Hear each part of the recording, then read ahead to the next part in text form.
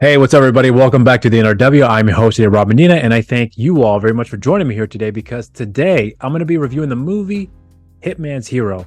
So, with this film, I actually came across it because I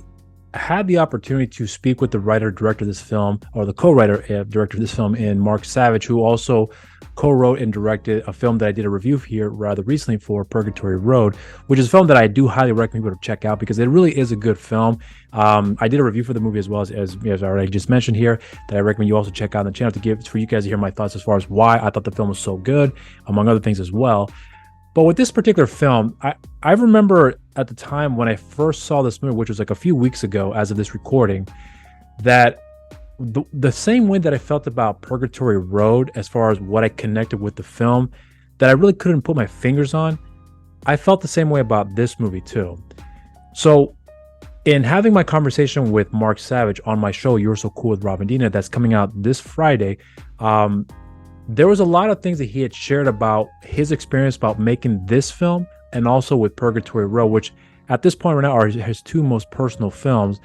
Because to kind of give a Cliff Notes version of what he explained here, with Purgatory Road, the kind of inspiration that helped make the story Purgatory Road stems from the relationship that he had with his brother at the time, which wasn't in very good terms,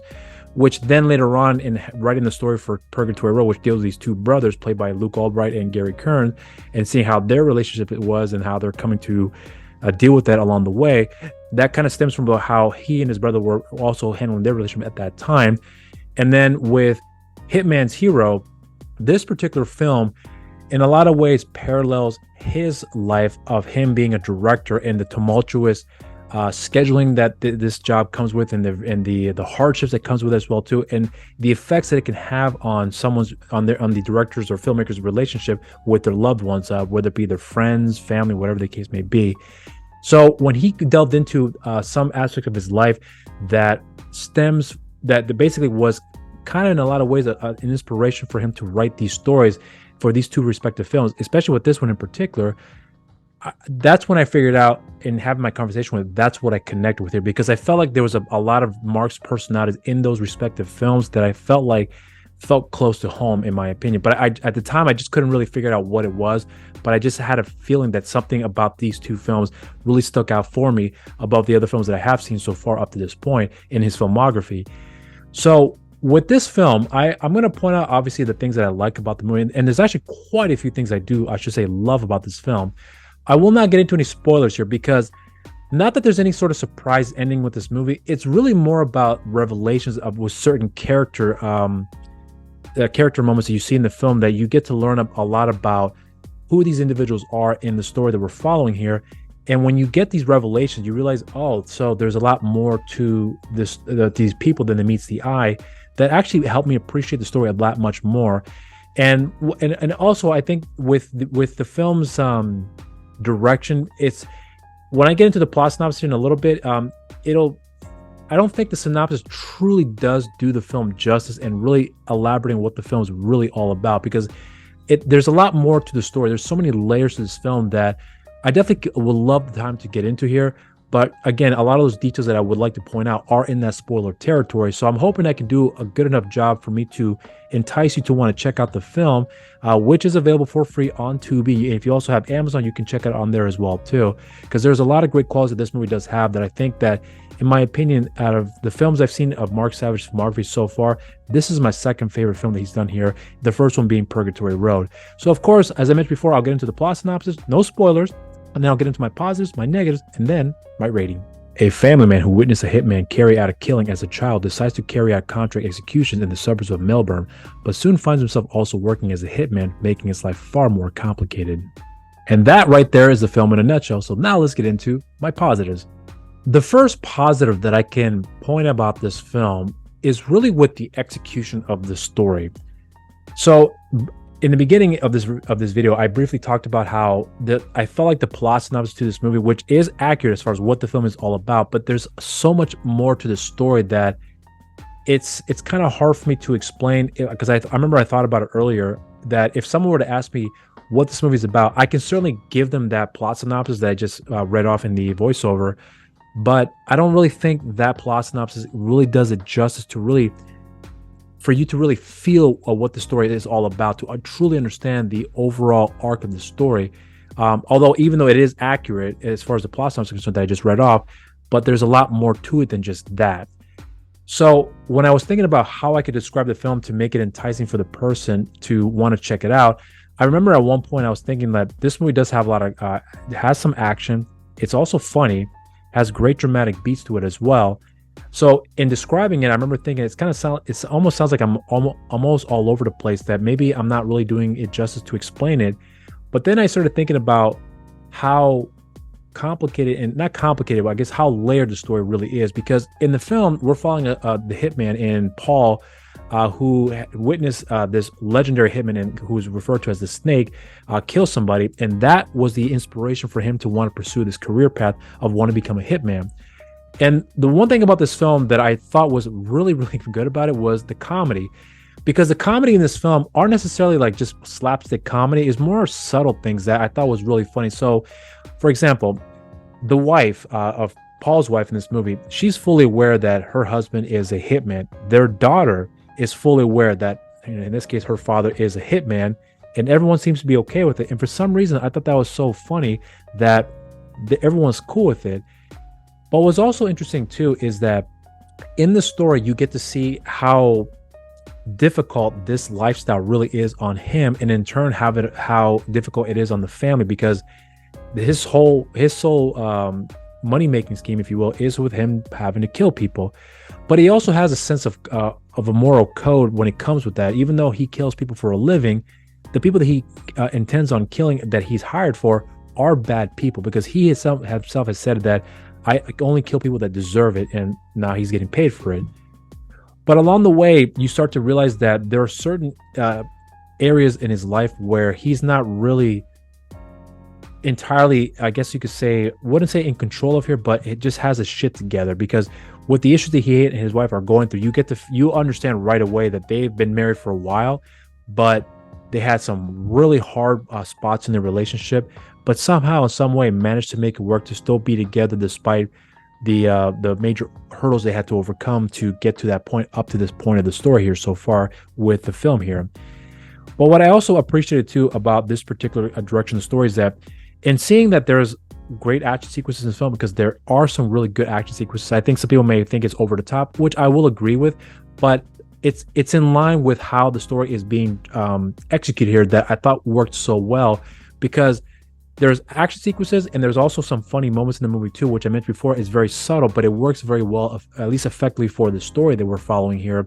And then you also have some great character arcs and character moments where you really can see some humanity with these people that were watching to go through this journey, if you will, that you question their motivation, but you understand why they're doing what they're doing. Because if you think about it, on paper, the fact that this man wants to be a hitman, and that's his career path, that's the career that he wants to pursue, and he's very passionate about it too. And quite frankly, he's actually really good at it as well, despite the fact that there are plenty of times where, at least in this film as of late, that a lot of these executions that he's supposed to accomplish here never go through for one reason or another. Something where the gun didn't go off correctly, or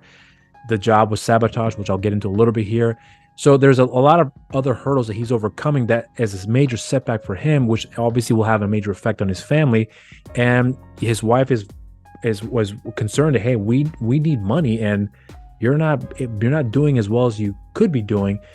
But what's interesting too is that in the movie, you come to find out that he's done a lot of other jobs that he's been very successful at. But when it comes to the failures of the certain jobs that he was not able to execute on, that is looked at as a major stain on his resume, even though he's done all these other great jobs in the past. But these one or two of the jobs that were never accomplished are the one things that people focus on the most. And the reason I'm pointing that particular side of the story out is because I mentioned earlier that MarkSavage, director and co-writer of this movie, had said that this movie was very personal to him, because in the conversation that I had with him, he talked about that the story of Paul in this film pretty much parallels his story, that especially at the time what he was going through, where he's a filmmaker and he wants to make movies because this is what he's passionate about. But there are some times where he's making maybe not the money that most people can anticipate, where, hey, you're making films, where is the box office returns, where is the $1 million that is supposed to be coming with this year? Because a lot of people perceive that if you're a filmmaker and you get your films released in theaters, that you're going to get some cash coming in. And it's not always like that. 95% of the time, there's very few people who actually do very well in the box, whose films do very well in the box office, especially if they're well-known name actors, that they're going to receive some extra income on top of their salary, among other things that comes with that as well too. But for everyone else who makes films, and even they'll have their films released through theatrical run, VOD, whatever the case may be, that's not always the case at all. I mean, they get a fee and they may get lucky to get some additional compensation on top of that. But otherwise, you have to keep grinding and working the next gig to continue pursuing your passion and getting paid for it as well too. So Mark had talked about that he was pretty much more or less going through the same thing that of the character of Paul. Obviously not the hitman side of it, but the fact that he's able to make movies, make a living off of that, and understanding the character of Paul, of what he's going through, and then the setback that he's been dealt with along the way, and people's expectations of what he's expecting to be doing, and the rewards that are supposed to come with that as well too. And the other thing I also want to point out that also has to do with, I think what I loved about Purgatory Road was that I mentioned before in that review that Purgatory Road is a horror film, but I never felt like it was a horror film. I always felt like it was a drama dealing with two brothers and the major differences between them and how they're interacting with one another, and the different set of events that occur throughout the film that they have to deal with and eventually learn to overcome, and certain character traits that you've learned along the way that you realize that the people that we're following in those particular stories, they have these bad habits, but when you learn about why they have those bad habits, you have a better understanding of who these characters are as people, and then find the true humanity inside them. And you realize that they're not, I mean, yes, to a degree, they are bad people to some extent, again, depending who you ask, but they're really not bad people. At least they were not born that way. Because I don't think, in my opinion, people are born good or bad. It's just the circumstances that lead to the set of events that occur in their lives that may guide them down that path, if you will. And depending on the person themselves, there's a certain decision along the way that they have to come to make, where they decide which path they want to go down here, and whatever the circumstances may be. Usually some people will automatically judge them based upon those particular acts there, but never fully understand the full story behind that. So with this particular film, like Purgatory Road, I think Mark does a really good job in highlighting those complex areas, those gray areas, if you will, where, again, you're following a story of a man who's a hitman who kills people for a living, which isn't a career path that people can root for and say, yes, I like this guy. But there's a certain humanity that the character Paul does have that I think the actor whose name escapes me right now does bring out about him, where he has a very relatable factor about him, and it's something that you can actually root for when you truly understand on who he is as a person, despite all the flaws in him and the hurdles he's having to overcome. There's something about you having to understand him and understand his motivations, and whether you agree with him or not, you get it. And I think Mark has done a really good job in showcasing not necessarily the dark side of people, but just the gray areas, and really highlighting those gray areas for you as an audience member, at least that's how it worked for me, to really connect with them. And then you decide whether or not you agree with them, but you understand their motivations, you understand why they're going through what they're going through, and the decisions they come to at the end of the day, for them to either deal with it in a manner that, again, you may agree with or may not agree with, or may just simply enjoy, just due to the fact that if I was in that situation, I wouldn't do it, but I get why this guy's doing it. So I'm not saying I agree with him, but I get it. And that's what I got the most out of this story here, because I think in that respect, Mark and everyone else involved have done a really good job in executing the complexities behind these characters they were following here, and understanding the motivations, and understanding that these guys are fucked up in the head, but because they're fucked up, they're not really bad people. They just were put in a really bad situation, and they've never learned how to really deal with it properly. Some got more luckier than others, where they had the proper support system, whereas others did not, but they're forcing the situation to work in their favor in a way that is looked as being despicable. So I think that actually worked out quite well. And I'm also going to point out too that when Paul has been given these jobs where he's set to kill these people, that especially you get in the beginning of the movie and as the story progresses along the way, some jobs never go through accordingly. Well, we come to find out that his best friend in George is the one that's sabotaging these jobs for him. And when you find out, which I will reveal here as far as why he's doing it, it makes sense. But then you really get to learn more about him and you realize, oh, this guy is a lot more fucked up than we thought. And to some degree, you would also feel sorry for him as well, too, which I thought was brilliant about showcasing a different side of the character, which I think on face value would just look as being a jerk, but there's a lot more humanity behind, even though you don't like the guy, at least I didn't, but you understand where he's coming from. So, I mean, I can literally go on and on about that as well, too. One thing I also want to point out, too, I mentioned before that the comedy I thought was really good in the movie. I think they're really subtle, they're on point, but the action sequences in this film,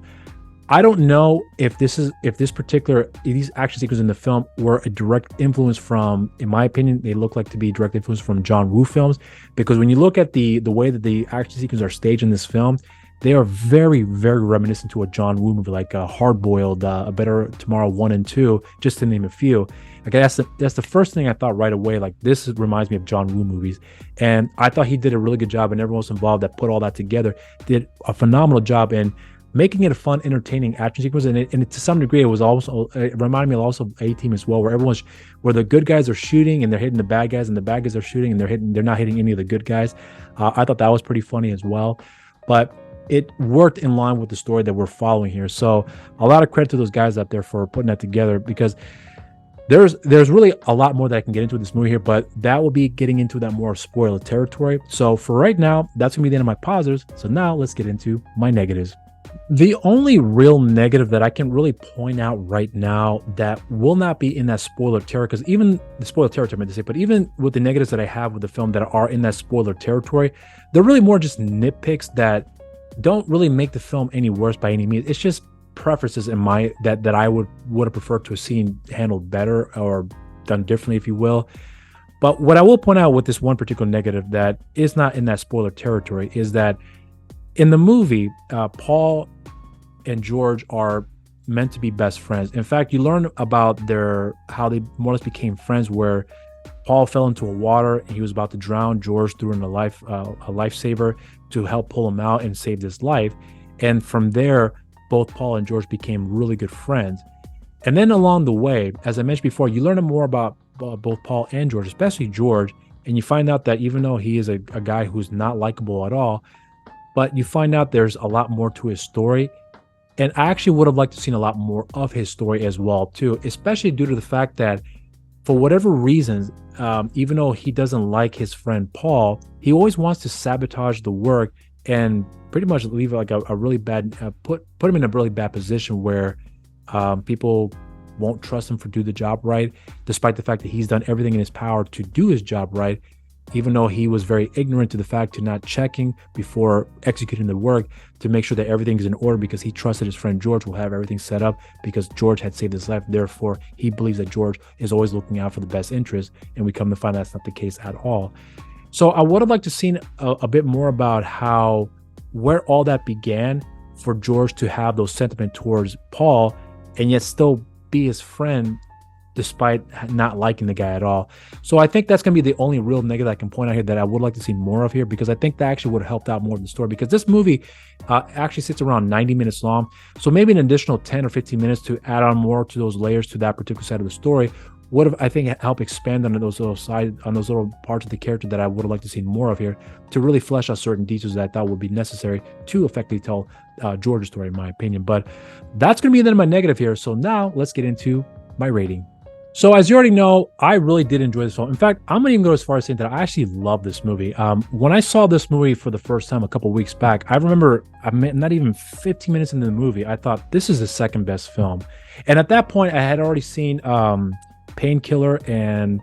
Stress to Kill, which is two films that he also co-wrote and directed that I think are phenomenal movies. So if I were to point out like top 4 films that I've come across with Mark's work, because I've seen 5 movies, but the top 4, in my opinion, are Purgatory Road, Hitman's Hero, Painkiller, and Stress to Kill. Those are the 4 films, in my opinion, that come to mind that I can point out to people and say, this man is a very good writer, a very good director, because in those particular movies, he's been able to focus on an area of humanity where there are a lot of gray areas where they're doing some very, very questionable things, but you understand the motivation and the way he's been able to execute the story, along with the actors that are help delivering the story as well too, and with the co-writers he has as well, including with Tom Parnell for Purgatory Road, Stress to Kill, and Painkiller. Those are the films that come to mind for me that really stick out as far as what Mark is able to do at his absolute best. And those 4 films are the ones that I come across here that really showcase all the strengths that he has as a writer and also as a director and also as a producer as well too, among other things that I believe he's also had contributed with this movie, those 4 films, I should say. So for me, when it comes to the rating for Hitman's Hero, I give this movie a solid cheers.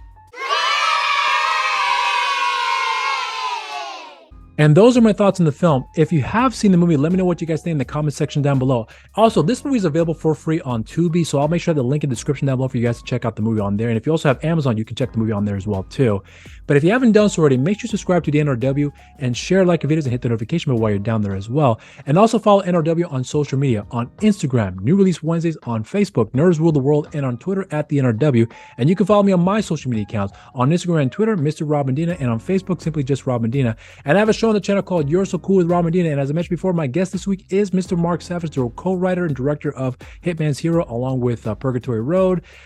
Painkiller, and Stress to Kill, just to name a few. This is a conversation that I was very much looking forward to here because I've heard him talk on many occasions with his experiences in the film industry, among other things as well too, that he definitely delves a lot into in this conversation that I have here with him. But one thing about Mark that I always find fascinating is that I love the fact that how blunt he really is when it comes to what to prepare for in making movies in this industry, but also at the same time in respecting those you work with, especially when it comes to investors, and not bullshitting them about where the money's going to go and being upfront with them about if they're going to get their money back and investing in the movie. And he's got a lot of wonderful insight about how important it is to be upfront under those circumstances here that he's shared on more than one occasion. And we definitely touched upon that here for a little bit in our conversation. But this is somebody I think if you really want to understand, to get a good grasp about how to go about the industry, this is someone I think you should all listen to here, because he does provide some wonderful insight about what to be expecting and the realities of this field. And if you're passionate about it, you'll do it no matter what. But if you are expecting a type of success,